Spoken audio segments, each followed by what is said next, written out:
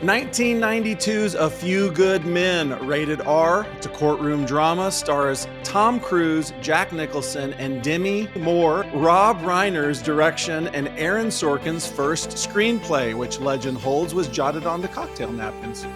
When an unpopular Marine winds up dead after being hazed by two other soldiers, Navy lawyer Daniel Kaffee, like that name, that's Tom Cruise, is tasked with defending the presumed murderers.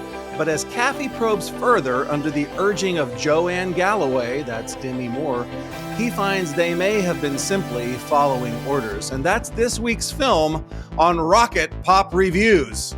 Rocket Pop is going. Welcome to Rocket Pop Reviews, giving Christian families a reliable source for reviews of movies, shows, books, and podcasts. Every 4 computers now have primary control of critical vehicle functions. We're serious about the fun of entertainment. Nice to be in orbit. Roger, 0G, and I feel fine. And now your hosts, Steve Manuel and Jeff Davenport. Jeff, let's talk about A Few Good Men. This was a wildly popular movie made a very long time ago now, 1992. And let's talk about the craft of this movie. This movie was made in 92, but cable has made this movie nonstop. It's still in the culture. The interesting thing is it was made in 92. It didn't come out onto DVD or streaming until well into the 2000s. So it laid low for like 10 or 15 years, and then it popped up. And I suppose because of its popularity, it is still ubiquitous, as you say. Now, a couple of observations of mine. One is that this film is sumptuous to look at. Forgive me. It is set in the fall. It's a Rob Reiner film. So to me, as old as I am, it's reminiscent of 1989's When Harry Met Sally, which is also shot in the fall. I'm sorry for the 36-year-old reference there, but it's just a pretty film, and I like that. They had to do that, by the way. This is one of those films where you've got to make sure that there's something for a viewer to enjoy, because this is a adaptation of a Broadway play. So most of the scenes are people sitting around talking about the plot. So you want it to look good at least. And I personally enjoy that a lot. I've got to throw in that the opening credits, we're trying to set up that this is a very regimented military kind of world. And so the opening credits is an engaging shot of a drill team, a military drill team performed by, do you know who, Jeff? I have a feeling I know. It's not the Baylor Bears. It's the Texas A&M freshman drill team. So Wow. That's kind of a delight for me.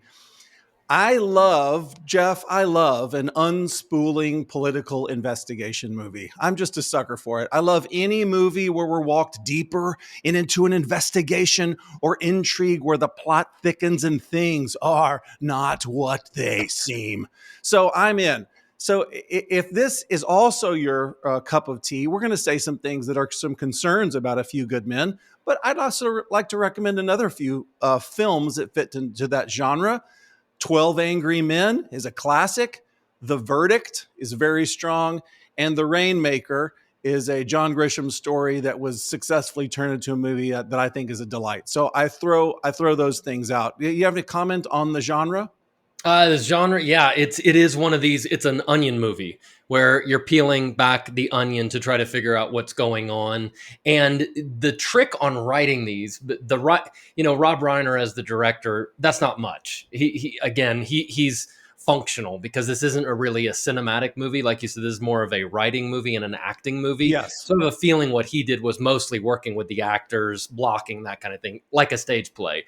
Really, this is about the script. And Aaron Sorkin is a famous writer, maybe the most famous screenwriter in Hollywood at this point. He wrote all sorts of movies, including the Facebook movie, The Social Network. He's probably most famous for a number of TV series, including The West Wing. And so his stuff is very dialogue-y. And Yes. the reason this script works is because, and this is a real trick with the Onion type of movies, is that you want the main characters to be ahead of you, the viewer, but not too far ahead. And if they ever fall fall behind and you're like, I know where this is going, you're either fast forwarding or you're shutting off. If they're too far ahead, you're like, wait, but who are those? I didn't know. I'm not piecing this together. It's like it has to just function like this, where you're right behind there. Oh yeah, and maybe once in a while you go, oh, I thought it was, but not too much. It's a very delicate balance in this Yeah, that's movie. This interesting. script strikes that balance really well. And when they have an assistant or somebody that's coming alongside and they have to explain, here's why you do that, then we're going like, yes, I'm with you, I follow. It's great. That character is really important in so many movies. It's the character that's asking the questions that Yes. we, the audience, would be asking. So Yes. we're not steeped in marine law. We're Right. not steeped in all of this stuff. So there's got to be somebody who's not a total moron walking. It's not like I brought my cousin Bill along for the adventure. It's someone who's new to the process, and they're asking these questions, and the audience is thinking without thinking it. I'm glad you asked that question because I was thinking the same thing. Yeah. And it's helping us understand the rules of the story so that we can track along with the main characters. And Right. again, this movie's great at that. Right. So I mentioned this movie is 30 years old. The music in it stands out as being super dated. It just feels it honestly feels more like 80s than 90s. It's 1992, and all of the background music just feels very cliche. Having said that, for people of a certain age, there's a nostalgia that comes from watching this movie, which is really fun. So Tom Cruise is constantly watching old baseball games on TV, and they queued it up so that you can hear the announcer mentioning Cal Ripken is up to bat. And you're sort of like, oh, good times. I remember college or whatever. Jeff, there are stars dripping off of every scene in this movie. There's probably the two most famous men in movie making at the time, Tom Cruise and Jack Nicholson, are running the show here. You've also got Demi Moore, whose star was definitely rising at the time. She carried a couple of films on her own name. There's Kevin Pollak. There was Noah Wyle, Kevin Bacon, Kiefer Sutherland, Cuba Gooding Jr. There's a couple of guys that you recognize. I know that guy. That's a famous movie guy, but I don't know his name. Even Christopher Guest shows up in this movie, who I think of as a wacky comedy guy, and he has a part as like, I'm a Navy lieutenant, and I mean, there's people everywhere. Jamie Farr, Doris Day, Daryl Strawberry, they're all in it. Yes. Okay, well, Tom Cruise, we've got to stop on Tom Cruise. Okay. Because for me, this movie, Tom Cruise drives me nuts. I This agree. is, to some degree, peak caricature Tom Cruise. That's true. He's over. It's as if, remember when Ben Stiller was on SNL and he would do a Tom Cruise impersonation? Yes. This feels like someone doing an impression of Tom Cruise. Yes. He's overly I'm focused on me, Playboy, and overly caring about this and overly, I don't care. It's Tom Cruise turned up. So it's like Tom Cruise squared. There's more Tom Cruise in this movie than ever was a Tom Cruise. I prefer him when he's a little understated in Rain Man. Gosh, even Top Gun Tom Cruise looks at this one and goes, back it off a little, pal. I always think of so Collateral as big. being his best kind of understated actor move. Yes, he can be great. To me, and some of this comes to the Aaron Sorkin writing. I think Aaron Sorkin, who am I to criticize Aaron Sorkin? I think he overwrites sometimes. Now, the sweet spot acting-wise in this movie is Jack Nicholson. He's definitely... Before you get to Jack Nicholson, I want to tell you two moves of Tom Cruise that I noticed watching this movie, okay? Yeah. One is he's got to put off, as you said, the kind of careless, casual playboy thing. Cavalier. While Demi Moore's trying to make him pay attention here. This is serious. So he's constantly, they've got him at the plate and he's hitting fungos on the softball field, and he's got to be chewing gum while she's trying to talk to him, and he's saying, like, I'll be there at 7. So like he's constantly doing this. Yeah. And he's got jaw forward, working that gum. And I remember thinking, watching that scene, like, bro, let's take 2 on that. Let's cut and let's run it back. The other one was when he is challenging people, as he does a couple of times in the movie. He does this thing where It's jaw forward, forehead back, and he's getting the intense eyes. And it's like, okay, this might not be what somebody would do in real life to like, let's turn it to 10. I really want to show people that I'm listening intently. We get it. We could read your eyes, you know? So there's a couple of like, whoa, ease up there cowboy moments that I found entertaining. You know, Rob Reiner was probably going, okay, all right, cut. Hang on, Tom, a word real quick. You Yes. know, this was written as a play. It was a play. And so a lot of the actors would have to play for the cheap seats. And so they've got to see that. This camera's about 12 inches from your face. Now your We got face it. is going to be 8 feet tall in the theater. So We're going to get it. It's going to come across. Yeah. Jack Nicholson, meanwhile, I mean, he somehow it works for him. This is also heightened Jack Nicholson, but he's got a range in this, and he's chewing up the scenery for sure.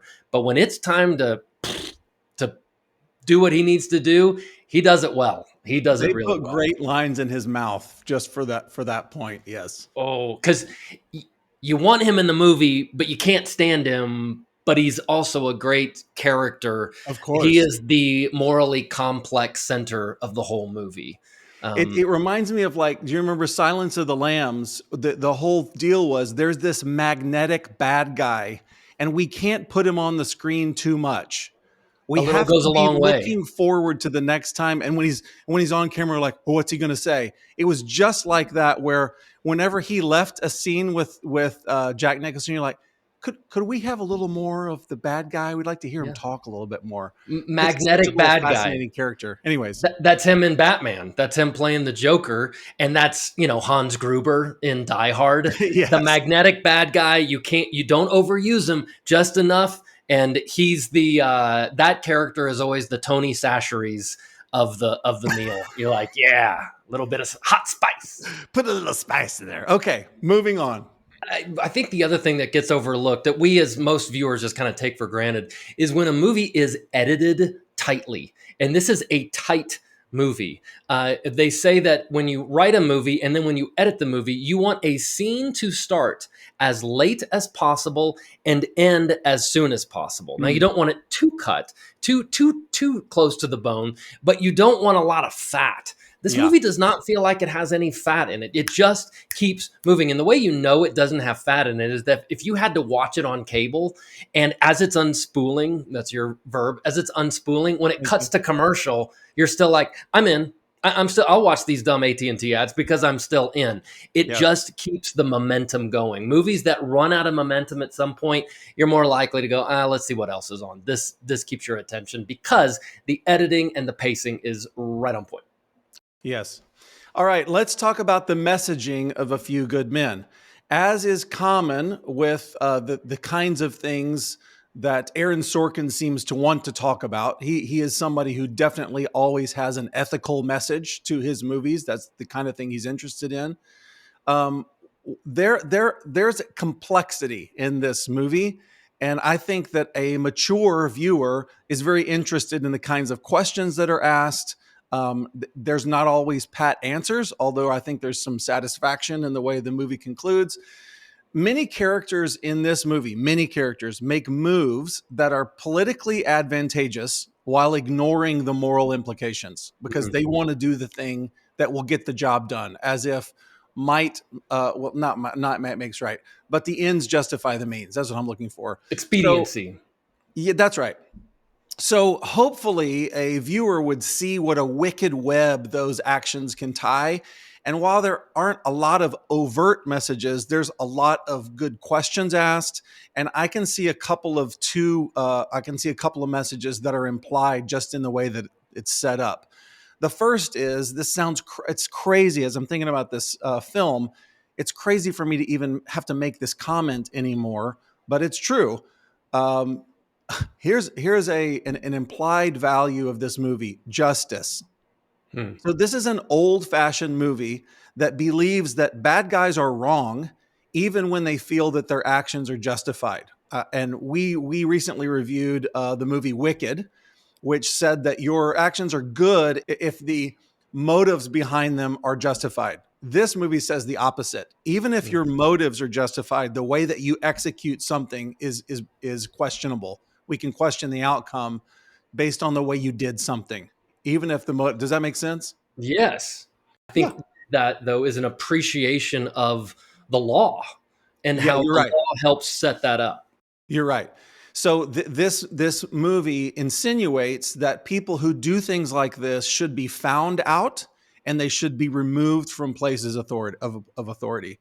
So that's just kind of an interesting worldview that we don't really wrestle with those kinds of questions anymore. Maybe that happens in some films. It's just not a common. It's not a common theme.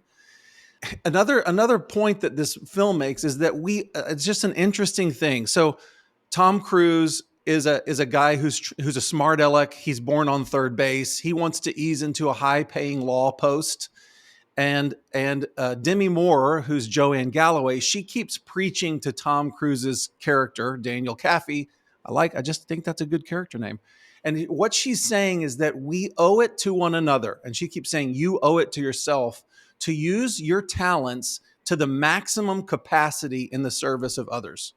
And that's basically, she keeps beating him over the head with, you're just trying to slide by till you get a nice paying law post. But there's more that's happening here, and you owe it to yourself to give your best. He learns that he has to get some skin in the game and actually care to end up with this value that I've already mentioned, justice, not just a slap on the wrist for evildoers. I can get behind those messages. They square with a Christian worldview. But there are also, as I said, several morally ambiguous questions raised, and I think that those are worth consideration and discussion. There's questions about how much power do people in authority get to wield? What is truth? Who gets to say what the truth is? Somebody has this point of view. Somebody has another point of view. Well, what's the truth at the bottom of? I like chewing on all of those things. Any thoughts on messaging? I think one of the messages is put in very childlike terms is, but you're not allowed to do that. Like that seems to be what fires up the main characters, is that they're looking at Jack Nicholson, who is to some degree the bad guy, and they're just going, but you're not allowed to do that. And he's going, but I should be allowed to do that. And that's the big struggle there. There is a moral plumb line. And yeah, you might think you're allowed to do this. You're not allowed to do this. I think it's interesting also. I think the Demi Moore character, she is, it's interesting. I read an article about this recently, that oftentimes in movies, the female character acts as the moral conscience for the main male character. And that's definitely the case here. She doesn't change. This movie could have been written with the Tom Cruise character not changing the whole time. I'm coming in hot. I'm going after this. Look, this guy did wrong. We're going to figure it out. And then, see, I got it all done. But he doesn't. There's actually a character transformation from him from the beginning to the end. And I'm curious, because I think you've seen this more recently than I have. Well, how would you describe that arc? Is he kind of I just care about myself and what I want to accomplish? Is that where he starts his journey? Yes, he is the classic, forgive me, Jeff, for inserting myself into this movie review. I wanted to get into the top 10% of my class. I graduated with 435 students in my class. I was number 43. So I just thought I could do the least amount of work possible to be in the top 10%. That is this guy's life. We see him constantly. He's got a bat in his hand at all times. What he really cares is the softball league. That's what he really cares about. And he wants to do the minimum amount of work so that he can enjoy his free time and check the boxes. And she challenges him repeatedly on, don't you care? It's the speech that I give my kids about, yeah, you got an A. I get that. But did you learn this stuff? Do you care to learn it? And there is a challenge there, which is a really good challenge for all of us, which is, are you just doing the least amount that you have to do, or are you giving your heart and soul?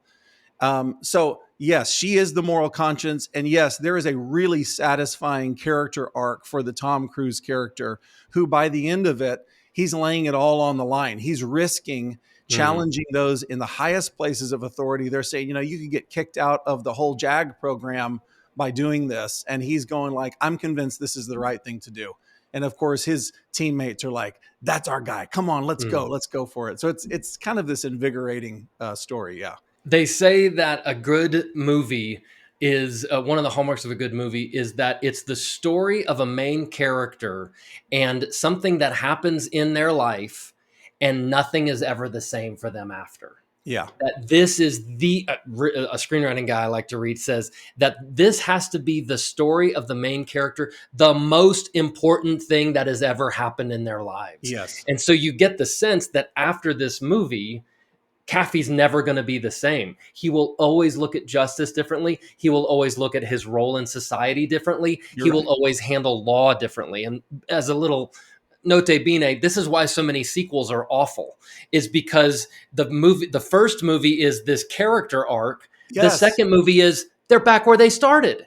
And Right. we're like, but they learn this lesson. Like, let's build off of that and move on from there. Instead, it's just, well, let's rinse and repeat with the same character lesson. That's a great observation. Very, very helpful. Yeah.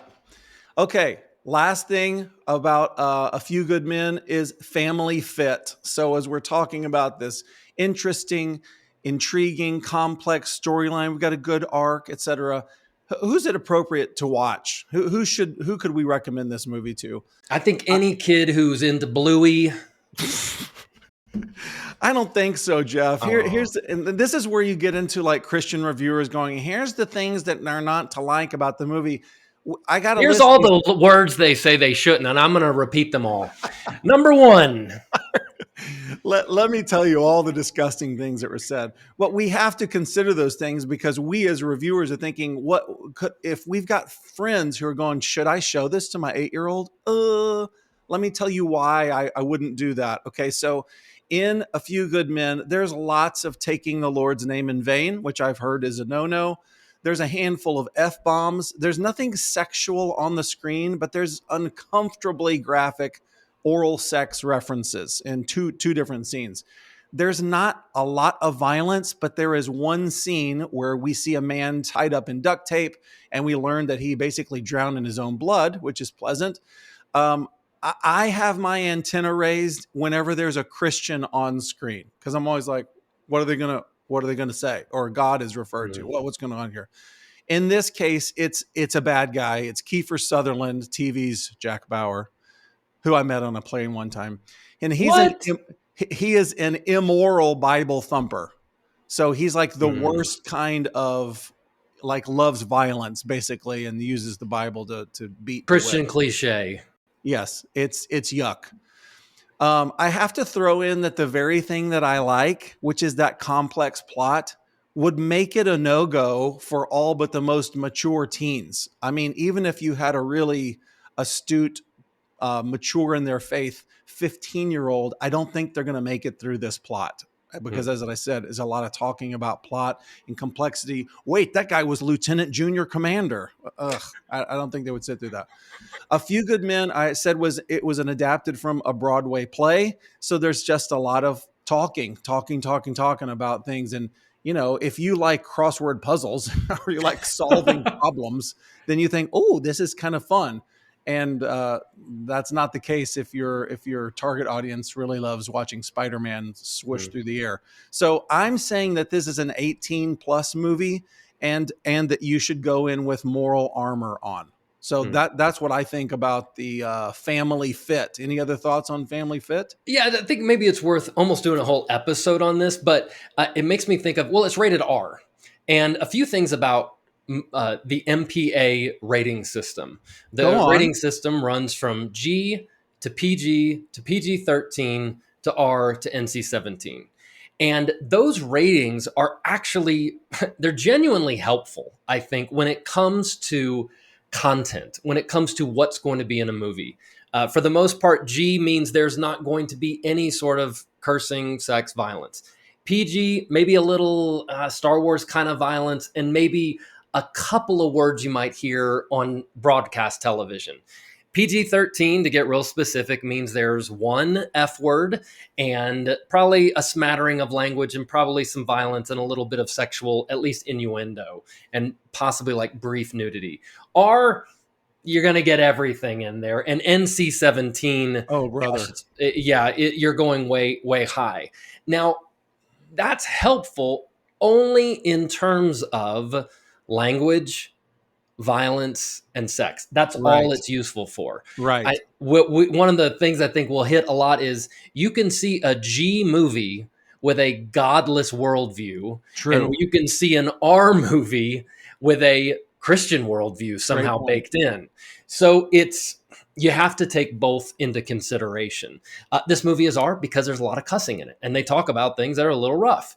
Yep. But overall, we would say the message, there's some good, hearty, moral messages in there, and that's why you got to go, where is my 18-year-old when it comes to some of those content things? Are they able to chew through that and go, okay, I'm not really seeing that, and I'm going towards the message? Or are they like, whoa, hang on. That's where, as a parent, you have to know your child and know what's appropriate for them and for you as well. It's just because, well, I'm over 18. It's an R-rated movie. I guess I should see it because why not? Well, we all want to be really careful what we're putting in front of our eyes and into our ears. A Few Good Men is a morally complex courtroom drama featuring big stars acting out a well-written screenplay that will keep the attention of adults who enjoy unpacking a riddle. It's not a clean film. There's plenty of profanity to endure and some sexual talk, but it is a well-made, if somewhat dated film that ponders moral ambiguity while offering the satisfaction of a hallmark climax and a hero who learns a valuable lesson. We give it 4 out of 5 folded American flags. That's it for now. Join us next time on Rocket Pop Reviews. 3, 2, 1, 0. Thanks for listening to Rocket Pop Reviews. Don't forget to like, subscribe, and share with your friends. See you next time for another family-friendly review.